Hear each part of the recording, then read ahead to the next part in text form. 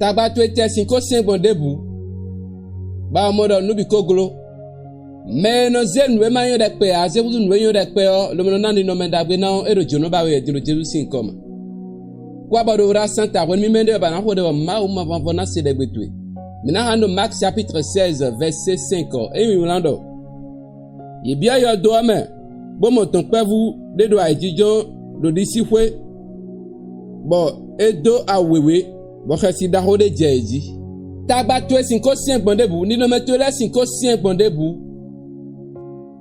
àmọ́ pẹ̀lú ọ̀sùn dìbò mẹ́rin sọ nùwé máa yán pọ̀n án nùwé máa dọ́ nínú mẹ́ débù á lómìnà náà nínú mẹ́ náà lómìnà búlódó ọ́ èdè gbẹ̀sán tó mẹ́ bí ọ́ lóbìnà gbẹ̀sán tó búlódó ẹ̀ dìrò jẹ́rú sí nǹkan mẹ́. wẹ́nu dédé bọ́ ẹnu mọ̀ndé náà bá mọ̀ nùọ́ àná pọ̀ nùọ́ tírítírí tán bá pọ̀ nùọ́ lọ àná bíọ́ mẹ́. wẹ́nu èyí rẹ̀ sọ gá ọ́ yẹ mọ̀ dàwé yọ sẹ́dọ̀ wá àmọ́ wẹ́nu èyí àbíyẹ́ yọ dọ́ mẹ́ ọ́ yẹ wá mọ̀ ẹ̀. wẹ́nu ẹ̀sùn ló bá ń zẹ́ ńlẹ́bi dá lọ mẹ́ lóbìnà kíkẹ́ doko no ekite do mere wo ai no amale ogoto gbon adisi ami we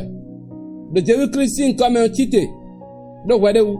anamale ogona wa no fi amado nu kunton gbon ai alogode kite lo bo jawe gon tu edo egbe alogoto de na pewe lo na wa da gbe mado nu kunton nu edo Jesu Kristi nko me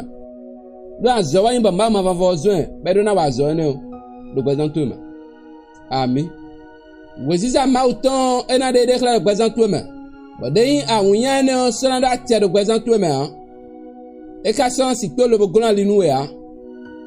ló àtẹ̀tọ̀ kò fi ọ́ ló jẹ́rú sí nǹkan mọ̀ bẹ́ẹ̀ sí ẹgbẹ́ ọ́ ọ̀nkùnrin náà dọ́ka sínú ẹ̀ lẹ́ sọ́nà sì pé bó dọ́ka sínú ẹ̀ àyè mọ́wé ẹ̀ nà hàn nù ẹ̀ ló jẹ́rú sí nǹkan mọ̀ mẹ́gọ́ kpọ́dọ̀ wò sísà máa tó ń kpọ́ ẹ̀ náà bí ọ́ tàgbàlẹ̀ bí mẹ́nà gbọ̀n nínú mẹ́lẹ́mẹ̀ máa kánú gọ́ àlẹ́ níbẹ̀ ńlẹ́fọ̀ tó sí mẹ́ anatonsi ni nometo me anatonsi tabatele me anatonsi ouverture me lobona de kunu ami poro dude jikpo masana teo biame lobo ponu lobo do dude ji do jerusin kama de yan wiyan eko blisim mause alogoto sero lobana ble amuyan sinwe asana jeta gba asana se ouvert wonu su lobana do dude ji da pape de bi do gbezan to me commenter bodo j'entre nous adinu donc when on so bande bu kusona gona li numio badu de jemi to si ganho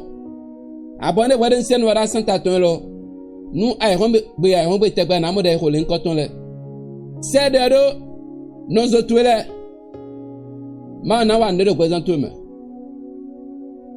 mais de si nous ko yi bodu de jikpo lo mo ni vivinwe e ba se mo da bu ni sedo ye sedo mere